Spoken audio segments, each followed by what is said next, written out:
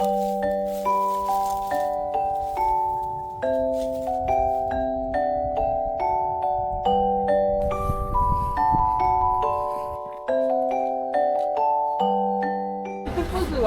္ဂလာပါဗျာဒီနေ့တော့ကျွန်တော်အုံးမဆန်ဦးနှောနာကိုချူချတယ်ရောက်နေပါတယ်ဒီနေ့တော့ဟုံးမဆန်မှာရှိတဲ့ပန်းကင်းလေးကင်းရှိတဲ့နေရာကိုဒီချူချသွားကြည့်ပါဦးဗျာပန်းကင်းလေးကင်းကတော့နာမည်ကြီးတဲ့နေရာပါဒီတောင်ပေါ်ကလည်းအရင်တော့လည်းရုပ်ရှင်ကားတွေပါလာရတယ်လို့သိရပါတယ်ကျွန်တော်တက်လိုက်ကြပါဗျာခုလို့ဆိုကျွန်တော်ဦးနှောနာကိုချူချတယ်မှာရောက်နေပါတော့ဒီနေရာမှာရောက်လာဒီဟာမှာတစ်စင်းပန်းကင်းတစ်သွားပြီးနှစ်ကိုသွားပါမယ်နှစ်ကိုသွားပြီးတော့ပန်းကင်းသုံးကိုသွားပါမယ်သုံးသွားပြီးတော့ပန်းကင်းလေးကိုသွားပြီးတော့မှဒီဟုံးမဆန်တောင်ထိပ်ကိုတက်ပါအောင်ဗျမြင်နေရတဲ့ဒီနေ့ပန်းနေပွင့်တဲ့နောက်ဆုံးနေ့ဆိုတော့လားတွေတော်တော်များပါတယ်ဟိုကျွန်တော်ဒီလီကားနေစပြီးတော့တက်ပါအောင်ဗျကျွန်တော်10မိနစ်လောက်ရှောက်လာပြီးတဲ့နောက်မှာဒီနေရာရောက်လာပါခင်ဗျာပေါ်မှာလည်းလူတွေလမ်းလျှောက်နေမြင်နေရပါတယ်ဟုံးမဆန်ဦးတူခပိန်းချန်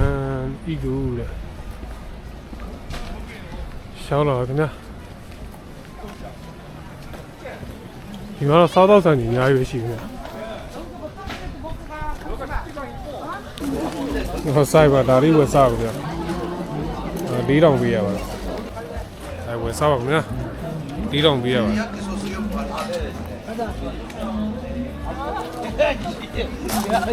ရှိတော့ဒီပန်းကင်းဒီပန်းပင်လေးဆိုလို့ရှိရင်တက်ကုန်ကြိုက်တယ်များပါပန်းပင်တော်တော်လေးလှပါတယ်ပုံဝင်စင်းမှာလည်းဒီပင်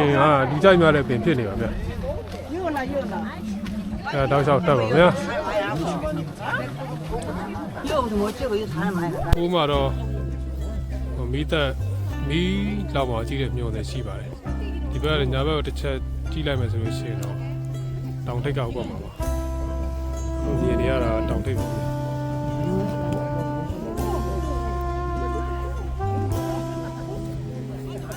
ပန်းပွင့်လေးဆူဆူလိုက်လေးဖြစ်တော့တော်တော်လေး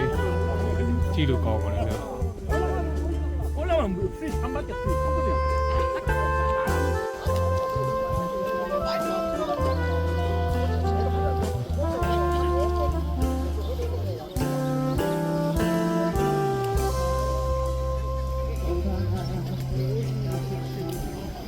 ခုကားပါကင်ကနေကျွန်တော်ပေါ်တက်တဲ့ချိန်ကြတော့နံပါတ်2ပန်းကင်းထဲကိုရောက်လာပါတယ်ကျွန်တော်ဒီပန်းကင်းထဲကိုအရင်မဝင်သေးပါဘူးညလောဆယ်ကားပါကင်ကနေတက်ပြီးတော့ပထမဆုံးတောင်ထိပ်ကိုသွားပါတောင်ထိပ်ကိုသွားပြီးတော့မှပန်းကင်းနံပါတ်4ပြီးတော့မှ3ပြီးတော့2 1အကနေမှတစ်ဆင်းတခြားနေရာဆက်ပြီးသွားပါလောဆယ်တော့တောင်ထိပ်ဘက်ကိုအရင်သွားပါဦးညကျွန်တော်ဒီကနေနည်းနည်းတက်လာတော့ဟုံးမဆက်ချောကျုပ်ခဲတန်းကိုရောက်လာအောင်ဒီကမှတစ်ဆင်းဒီဘေးဘက်ကြည့်လိုက်မယ်ဆိုဒီကကြောင်မနေတော့တကယ်ကမြေခွင်းကောင်းနေရတယ်ဒီပါတယ်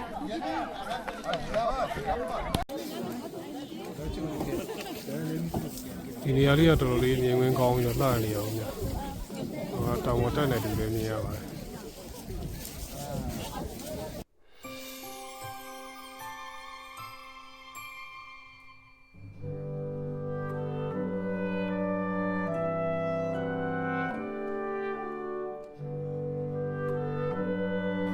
抽你家家，抽公你老多很不好给。我偏偏就大家养嘞，在那里闹炸了嘞，都讲嘞，请你听你妈妈是知道的。我第三轮里嘛来打不一下，我们家吧，你要说在那地方，然后我第二年嘛的是，我不太会打吧我们。မိသက်စောက်ကြည့်မျိုးတွေပါအဲ့ကမှတစ်ဆင့်ဆန်ဆောင်အရင်တော့ရှစ်ခေတ်နန်းတော်ပုံစံမျိုးတဲပုံစံမျိုးလေးစီသွားပါမယ်တောက်ရတဲ့နေရာတော့အများကြီးပါဗျာ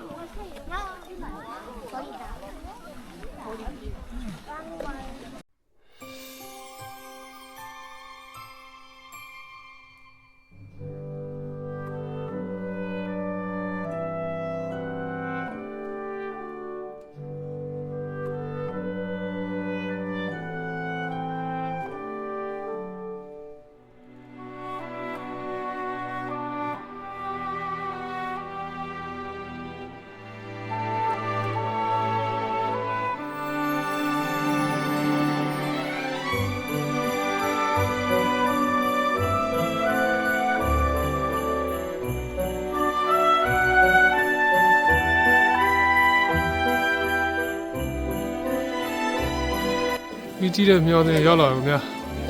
ဒီကနေပေါ်ခဏတက်ကြည့်ပါမယ်ခုနကျွန်တော်ဒီခန်းနေဒီနေရာနေအပေါ်တက်လာတော့ဒီမှာရနေပေါ်တက်လာပြီးတော့ဒီနေရာမှာစင်ဒီဂျေနံပါတ်1ပန်းကင်းကိုရိုက်ပါတယ်ရိုက်ပြီးတော့မှဒီကနေတစ်ဆင့်အေးပေါ်တက်လာတော့ဒီဘက်လမ်းတော့လူတက်လူများပါတယ်ပြောစကောလူကြီးနေဒီရတယ်တော့ပြန်ဆင်းပါတော့လူကြီးနေပါဒီနေ့ကတနင်္ဂနွေလုံးဒီရောက်နေနေပြောပါဦးဗျာတော့ဒီရောက်တော့ဆင်းဟိုဘက်တောင်ထိပ်တီကိုထပ်ပြီးတော့သွားအောင်ပါဗျာကွန်းတဲ့ကြောင်စံတောင်ထိပ်တီကို 2.0 ကီလိုမီတာဟိုပါလေဗျာရတယ်ဟိုဘက်ကိုဆက်ပြီးသွားအောင်မယ်ဒီပြကြည့်တာတော်တော်လေးလာဗျာဒီဘုံကရေစက်ဆက်ပြီးလာတော့ဗျာအခုတော့နောက်ဘက်ပြန်လဲကြည့်လိုက်တာခုနကျွန်တော်တက်ခဲ့တဲ့မီးကင်းကြည့်တဲ့မျှော်စံနေရာပါခင်ဗျာဒီနေရာတော့တစ်ဆင့်တခြားဘက်ကိုကြည့်မယ်ဆိုလို့ရှိရင်ဒီလိုမျိုးပန်းမွင်းလေးတွေအစုလိုက်ဖြစ်နေတာမြင်ရမှာပါတော့ဒီပန်းနာမည်ကိုဘယ်လိုခေါ်လဲတော့မသိဘူးနော်သူကချောကျုပ်လို့ပဲကိုရီးယားလိုနာမည်ပေးထားတာပါအစုလိုက်ကြီးဖြစ်နေတော့တောင်ကုန်းပေါ်မှာကြည့်ရတာတော်တော်လေးအရန်ကြည့်လို့ကောင်းပါခင်ဗျာ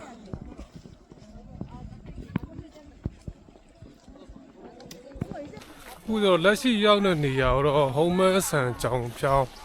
ဟုံးမဆန်လွင်ပြင်လို့ခေါ်ပါတယ်လွင်ပြင်ဆိုတော့ဒီပန်းကင်းတွေ1 2 3 4ရှိတဲ့နေရာကိုဒီတောင်ရဲ့လွင်ပြင်လို့ခေါ်တာပါခုလောကျွန်တော်တောင်ထိပ်ဘက်ရင်သွားပြီးတော့မှပြန်ဆင်းပြီးတော့ဟိုကပန်းကင်း1 2 3 4ကိုပြန်ကြည့်ပါမယ်ပန်းကင်းနံပါတ်4ကတော့တောင်ထိပ်နဲ့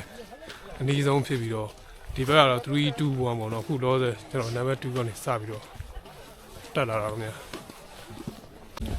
ဒီနေ့ကတော့အရင်နေ့ကမိုးအုပ်ထားတော့မိုးနဲ့ကြက်ထားတော့ဒီပါဒီနေ့တော့ရာသီဥတုတော့ကောင်းကြတော့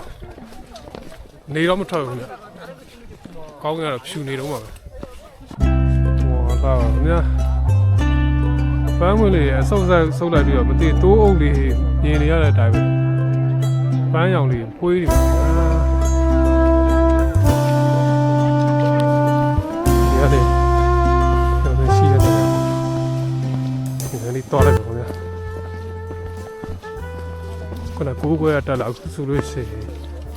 10:55 17ထိုးပါတော့ကျွန်တော်လည်းတိုက်လျှောက်လာတဲ့အချိန်ကျတော့နောက်တဲ့ကားပါကင်ရှိတဲ့နေရာရောက်လာပါတယ်ဒီကားပါကင်ကတော့ဟိုအထက်ပိုင်းစိုးတို့ဘက်ကနေဆင်းလာပြီးတော့ဒီကနေတက်မှဆိုအဆင်ပြေပါတယ်ခုနကကျွန်တော်နောက်ဘက်ကတက်လာတဲ့နေရာကတော့ဟိုဒေကူတို့ဘူဆန်တို့ဘက်ကနေလာတဲ့ဟုံးမဆန်ချောင်းဆန်ကားပါကင်ပါဗျာဘလောဆယ်ရှိမှာတော့တာဝါကိုမြင်နေရပြီရှစ်ခေတ်လင်းစင်တဲနေရာလေးမြင်နေရပါပြီဒီပေါ်ကထက်တက်မယ်ဆိုရှင်တကယ် main တောင်ထိပ်ချောင်းမတဲ့မြင်ကွင်းနေရာရောက်မှာပါညောစင်ပေါ်ရောက်လာခင်ဗျာညောစင်ပေါ်တက်လိုက်အောင်မယ်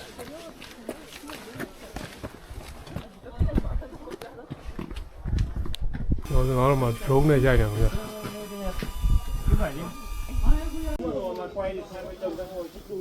မျောစရာကြည့်ရင်များမြင်ဦးမှာခင်ဗျာဒီဘက်ကတော့ပန်းလေးတိတ်မပွင့်တော့ဘူး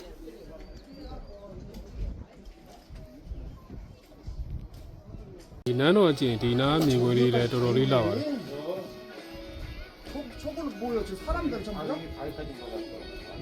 ဟာဒီနားဆောင်မှာကျွန်တော်ပြန်ဆင်းပါမယ်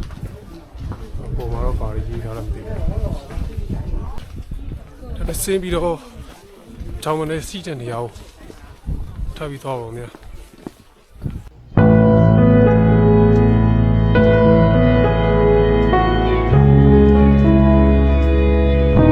ဆန်ကျောင်းစန်းတီကို0.5 ကီလိုမီတာပဲလိုပါတော့ဗျာ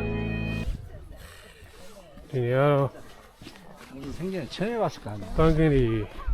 ဝင်နေတာနဲ့လမ်းလိုဖြစ်နေတာပါပန်းတွေကျွေကြနေပါဗျာ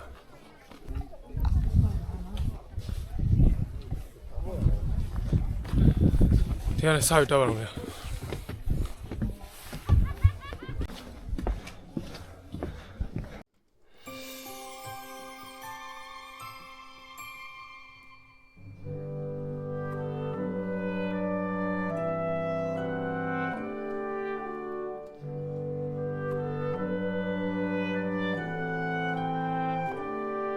ဘ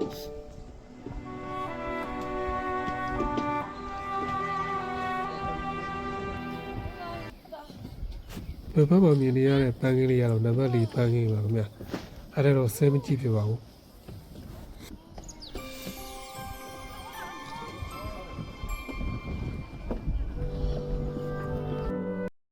ဟိုစုပုံကြောင်းမလဲ0.1 km လောက်ပဲလိုပါတော့ခင်ဗျာ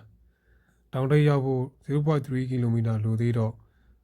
ဟိုစုပုံကြောင်းမလဲကိုအရင်သွားပါမယ်ဒီကားနဲ့တောက်လျှောက်တက်လာပြီးဒီမှာနောက်ထပ်2မိနစ်လောက်ဒီကိုကြောက်တုံတန်းကြီးဖြတ်ရမယ်ဖြတ်ပြီးသွားဆိုအခုကြောင်းမလဲကိုရောက်သွားရမယ်လေကားစီရောက်တော့ခင်ဗျာဒီမှာလည်းပန်းတွေပွင့်တော့ဗျာဟွာဒီနောက်ပွင့်တဲ့ပန်းလေးကပန်းရောင်လေးတော်တော်လေးလာပါတယ်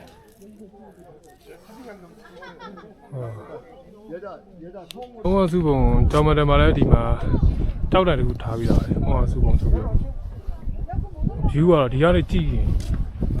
အရန်ကောင်းတယ်မြင်မှာပါခင်ဗျာဒါတော့ကျွန်တော်ကြောင်မတယ်ကနေမြင်ရမှာမြင်ခဲ့ပါခင်ဗျာဒါတော့စိုးတို့ဘာလို့အထပ်ပိုင်းလာရည်ဒီကားပါကန်နဲ့ဆင်းပြီးတော့မှဒီပေါ်တက်လာလို့ရပါတယ်ကျွန်တော်ဒီပါကန်ကနေတက်လာတာပါဒီကတော့ဟုံးမဆန်ကြောင်မတဲ့ဟုံးမဆန်ကြောင်စန်းပါကန်လို့ချူချာချန်လို့ခေါ်ပါတယ်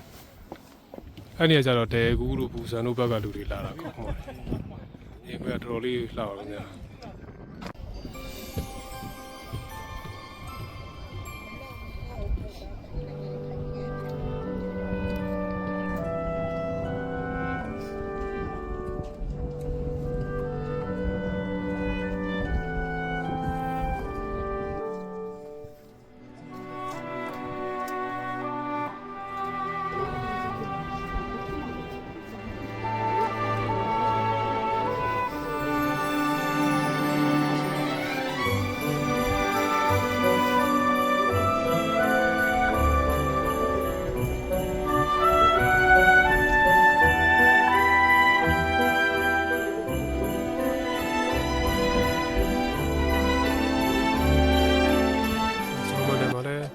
ကြောက်တိုင်ရှိပါမှဒီမှာတပ်ပုံရရတယ်ကျွန်တော်လူများတယ်မရိုက်တော့ပါအဲ့ဒါပြန်ဆင်းပြီးတော့မှအိုးဘတောင်ထက်သွားအောင်ပဲတောင်ထက်ကဒီတောင်မှန်တွေကနေနောက်ထပ်တောင်ထပ်ပြီးတော့ပြန်သွားမယ်ပုံစံမျိုးပါဒါတရားလည်းပြန်ဆင်းအောင်ဗျာအဲ့ဆင်းမယ်တော့ဒီထိတ်မှာပြုံးတဲ့လူတွေအများကြီးပါအဲ့ဆက်ပြီးတော့မိတ်ခွဲဒီနောက်တစ်ပိုင်းမှာတော့ဒီပန်းဝင်နေတော့များများပွင့်တော့ပန်းရောင်လေးဟိုဒီကဆင်းလာနေကြဒီကတော့ပုံမှန်တောင်တွေမှာတွေ့တဲ့တောင်ဆောင်လမ်းချင်းချင်းတွေအောင်မြတောင်ထိပ်တောင်းမဲ့လမ်းပါတောင်ထိပ်မှာလူများတွေပါလေတောင်ထိပ်တာတဲ့လမ်းမှာပန်းတွေပွင့်တော့မြတောင်ထိပ်မှာတော့လူတွေများနေပါဒီမှာလူတွေများတယ်အောင်များဒီဘေးနားမှာတော့ခဏတစ်ပြုတ်ကွန်ဆပ်တွေမှာတိုင်စားရရှိပါတယ်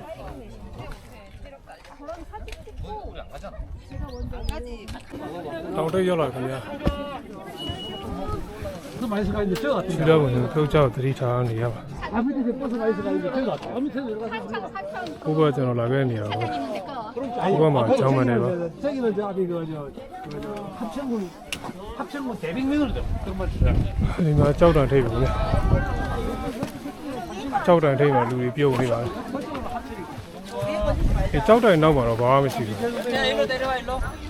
ဘာသာမရေးတာမတွေ့ဘူးဒီကြားကြောက်တန်အစ်စ်လို့ပြောပါတယ်အဟောင်းကဒီအပေါ်မှာရှိတယ်ပြောတယ်ကြောက်တန်အဟောင်းပေါ်ပြီးတော့တက်ကြည့်ပါဦးနေရလာတော့ရှိသေးလားတော့မသိဘူးဓာတ်ပုံရိုက်နေတယ်ဗျာတောက်တိုင်အဟောင်းပါခင်ဗျာတောက်တိုင်အဟောင်းပါလေပုံမှာတန်းစီနေတာဓာတ်ပုံရိုက်ဖို့ဆိုပြီးတော့အောက်မှာလည်းအပြုံလိုက်ရောဗျာတန်းစီဓာတ်ပုံရိုက်နေတာဒီမှာတောက်တိုင်အဟောင်းပါခင်ဗျာတရုတ်ဆိုင်လည်းရေးထားတာ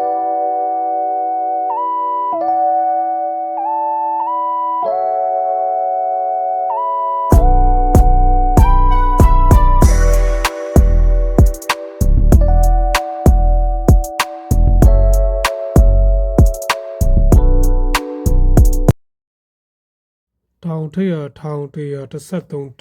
1113.1 မီတာရှိပါခင်ဗျာ 여기에서ဒီကနေပြန်ဆင်းပါတော့မယ်12:30ရောက်တော့အခု12ခွဲရှိပါခင်ဗျာ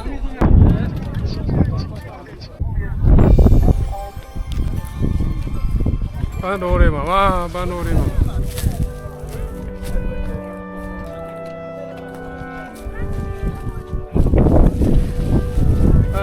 ရောက်နေပါခင်ဗျာ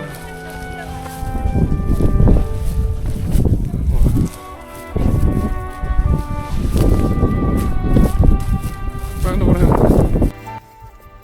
ဒီနေ့တော့ကျွန်တော်ဘာယူလာလဲဆိုတော့မှာ Starbucks coffee နဲ့ sandwich မုတ်တွေတော့မယ်အချားတွေပါလာတယ်အရေးဘူးလေကျွန်တော်ပန်းကနဲ့ AC ထိုင်ပြီးတော့စားပြီးစားအောင်ညာထိုင်တဲ့နေရာနဲ့ဒီဘေးဘက်တွေကြည့်မယ်ဆိုတော့ကောင်းတယ်ပန်းလေးပွင့်နေနော်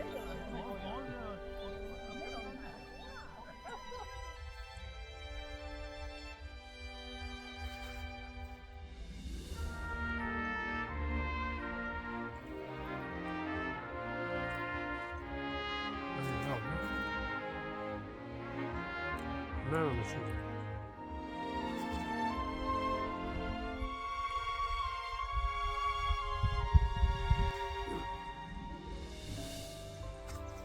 စားပါရတာရှိတယ်ဗျာ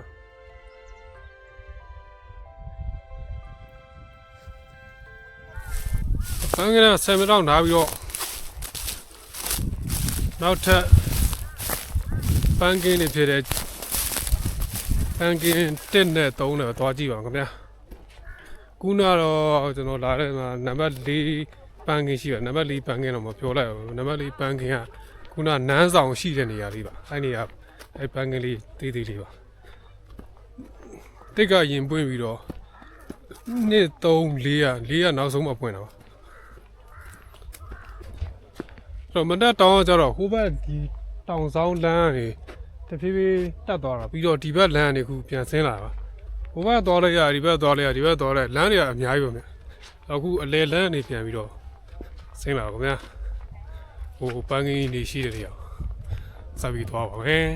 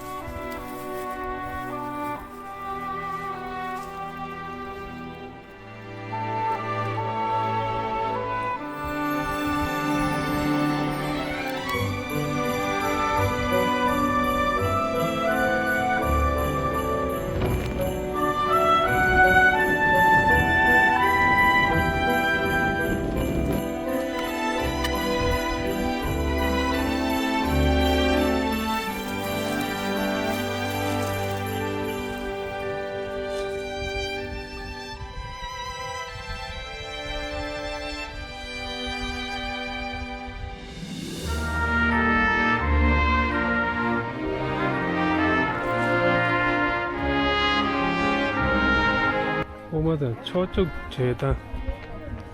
တော့2 နာရီ9 မိနစ်မှာဒီနေရာပြောင်းတော့ပဲအနက်ကလာခဲ့တဲ့နေရာအနက်ကတော့6 ခွဲတက်တာဒီရောက်တော့2 နာရီ9 မိနစ်ဖြစ်သွားပြီ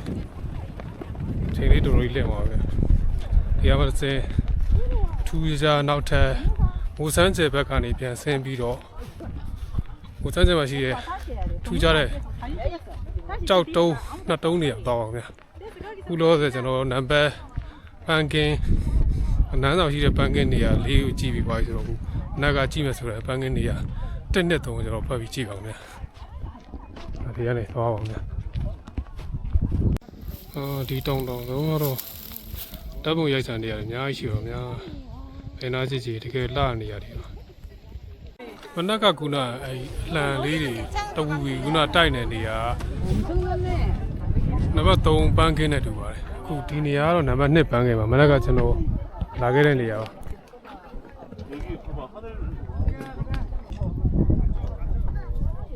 နေရာလည်းတော်တော်လေးလှပါဘူးနော်ဒါနံပါတ်2 ပန်းကင်းပါခင်ဗျာဒီပန်းကင်းကတော့တော်တော်လေးလာပါတယ်ဟိုအလံလေးတွေရှိတဲ့နေရာကျတော့မနက်ကသွားခဲ့တဲ့ပန်းကင်းနံပါတ်3ပါနားကြောဒီဘက်လာခဲ့တော့ဒီရတဲ့စင်ကြောင်စမ်းချူချာရောက်ပါမယ်ဗျာ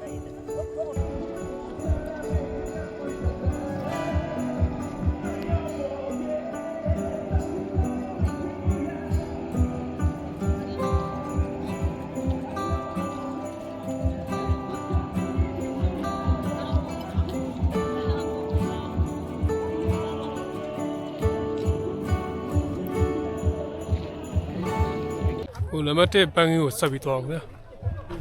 နံပါတ်1ပန်းကင်းမှာတော့ဒီမှာကုန်းဆောင်လေးရှိပါတယ်ကုန်းဆောင်လေးကတကယ် view ကောင်းတယ်ဒီပေါ်ဒီပေါ်နဲ့လမ်းကြည့်မယ်ဆိုလို့ရှိရင်ပါမြင်ရတယ်ဆိုတော့ခုနကကျွန်တော်တို့ကြိုက်ခဲ့တဲ့နေရာမြင်ရမှာဒီမှာလည်းပန်းရောင်ပန်းဝင်တွေလည်းဖွင့်နေပါတယ်နံပါတ်1ပန်းကင်းနဲ့စင်းနဲ့စင်ကြတွေလိုမျိုးပန်းတာနဲ့လှိုင်ကောင်းလိုမျိုးဖြစ်နေပါဘူးဗျာခဏကြည့်ကြည့်လှိုင်ကောင်းလိုဖြစ်နေတာပါတင်းနေပန်းလေးရင်ပွင့်လာဆိုတော့ပန်းပင်းတွေတိတ်တော့မရှိတော့ပါဘူးကျွေတော့ကျွေချနေပါပန်းကလေးကအမြင်အတိုင်းကျွေချနေတယ်ဗျာ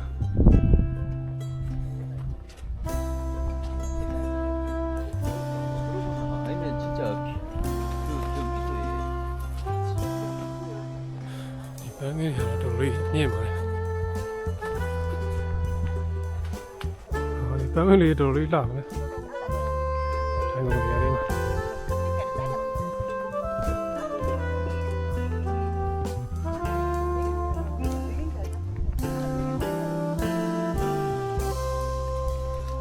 တော့3 နာရီမိုးရောင်ပြောမှာ2 နာရီခွဲမှာလေမိုးပေါက်တွေကျလာပြီခင်ဗျာပထမဆုံးပန်းကင်းနံပါတ်1ပန်းကင်းရဒီမှာဆုံးသွားပါခင်ဗျာခုဒီကနေလာပြီးတော့မှဒီဘက်မူဆန်းချက်ဘက်ကိုပြန်ပြီးဆင်းပါဦးဗျာ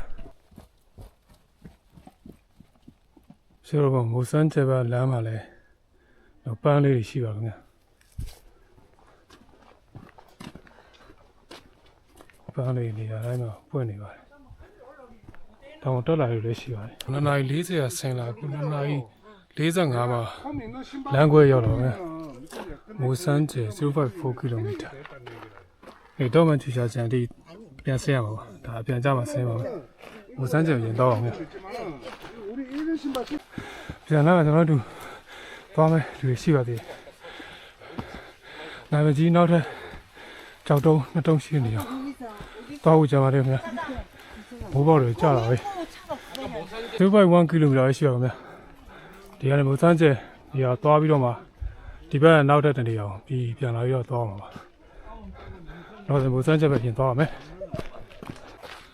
မူဆန်းချက်ရောက်လာခင်ဗျာဝါရရတော်လေးလာပါမူဆန်းချက်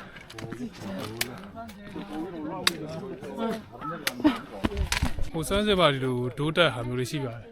ဒါပေမဲ့ကြောက်တုံးတွေအလဲမှာတက်တားเจ้าနေစိုက်တာတက်တားเจ้าနေလည်းလူရိုင်းရုပ်ပုံစံမျိုးတွေပါဟာ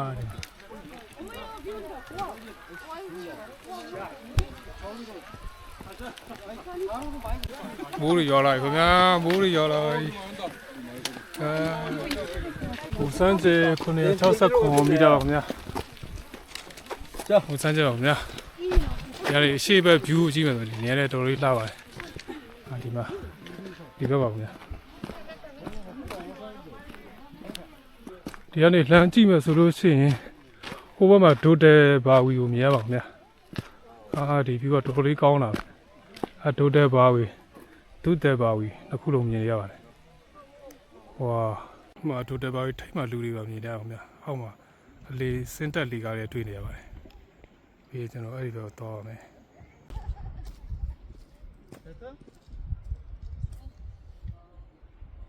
ဒီရောင်အမ်စာဂျီဘက်ကနေဒီဘက်သွားပြီးတော့မှဒုတ်တူပါခုနမြင်နေရတယ်တောင်ဆုံးလေးအောင်ချိနေမြင်နေရတယ်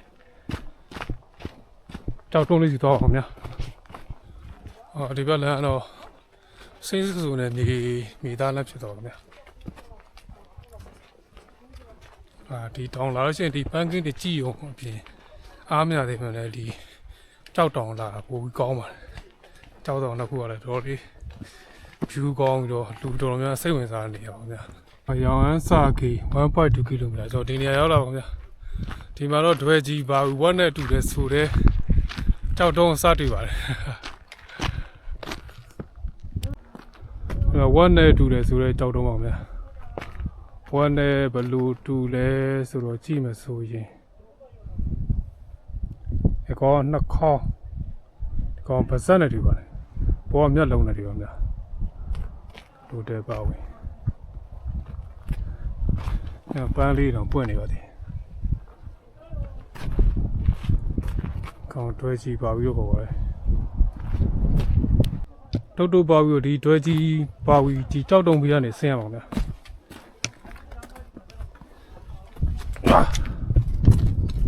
ဒီကတော့ကြောက်တုံးလမ်းနေပါပဲဒီလမ်းနေဆင်းမဲ့ဆိုတော့နည်းနည်းလေးတော့အနေရှိနေတယ်ပါဗျာခုနကျွန်တော်ဟိုဘက်ရိုက်နေတာဟိုနာမိုးစမ်းကြဲဟိုဘက်မှာဟိုဒီကနေပြန်ဆင်းပါပါဟိုကဒုတဲပါဝေကြောက်တုံးရှိတဲ့နေရာတော့အောင်ဗျာလာရတယ်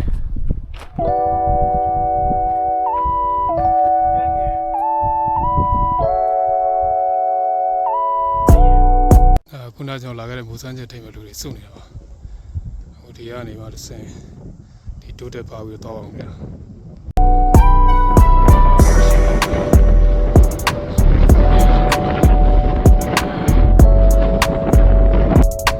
ပါဘူးရောက်လာပြီဗျာတော့တယ်ပါဘုံစံတူတယ်ပါဒါလေးပြောတော့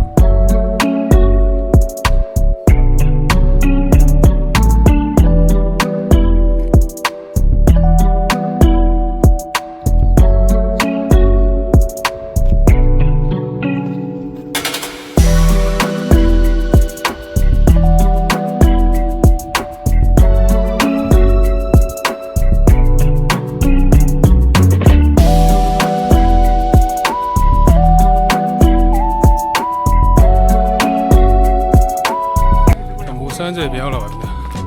။ဟိုစမ်းကြမှာတစ်စင်းခုနကြောက်ထက်နှစ်ခုရှိနေအောင်သွားပါမယ်။ခုနကဟိုဘက်ကနေထပ်ပုံရိုက်တာပါ။ဒီကနေထပ်ပြီးပြန်ဆင်းပါဦးဗျာ။ဒုတဲပါဝီရောက်လာပြီခင်ဗျာ။ဒီမှာတော့ကိုတယောက်နဲ့မတယောက်ရှိပါတယ်။ဒုတဲပါဝီရောက်လာပြီခင်ဗျာ။ဒီကနေလမ်းကြည့်မယ်ဆိုရင်ခဏကကျွန်တော်လာခဲ့တဲ့တောင်တိတ်မှာပန်းရောက်နေနေတန်းလာပြင်ရပါတယ်ဒီလမ်းတစ်ခုတော့ကြောက်တုံးလမ်းလေးဆိုတော့လည်းအဲဒီတော့ရှိပါဘူး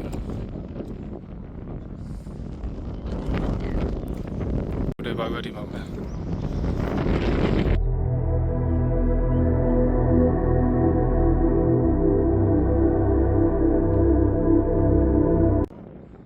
ကကျွန်တော်ခုနဒီနေရာရိုက်တာခင်ဗျမန်ကအဝေးပဲအဝေးကိုသွားပြီးရိုက်နေတာဆုံးမှဆိုလည်းကြောက်ဖို့တော့ကောင်းပါတယ်လူကြောက်မှကြောက်နေဒီတဲ့တော့လူတယောက်စဝင်လို့ရပါတယ်ဟောဒီတော့ရတော့ကြောက်စရာရဟောဒီကမြင်နေရအောင်ဗျာ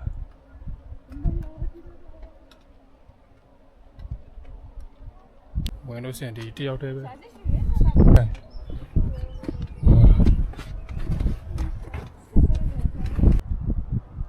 ဒူတယ်ဘာဝကနေပြန်ဆင်းပါတော့ခင်ဗျာညောနှုတ်ဆက်ပါလေတော့ဒူတယ်ဘာဝက4 နာရီ 5 မိနစ်ရှိနေပါပြီဒီရားလေးပြန်ပြီးဆင်းပါတော့ဒီနေရာနည်းနည်းလေးလှပြီမဲ့အနေရှိတဲ့နေရာဒီဒူတယ်ဘာဝကနေတော်မန်ချူချန်တဲ့ဒီ 1.9 ကီလိုမီတာနောက်တော့45မိနစ်ထပ်ပြီးတော့သွားအောင်ဗျာ။ရားလေးတက်ဆင်းပါမယ်။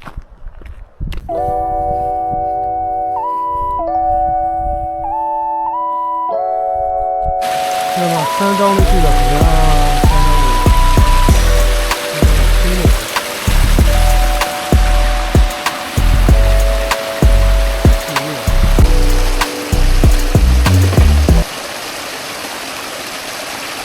ဆ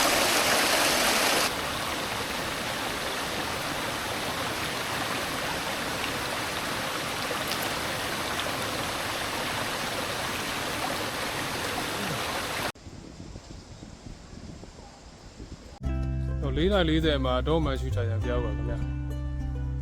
ဒီနေ့သွားခဲ့တဲ့တောင်ပေါ်မှာတော့ပန်းကင်းတွေနဲ့ထူးခြားခြားကြောက်တုံးတွေကြားတဲ့နေဝင်တွေ့ရလို့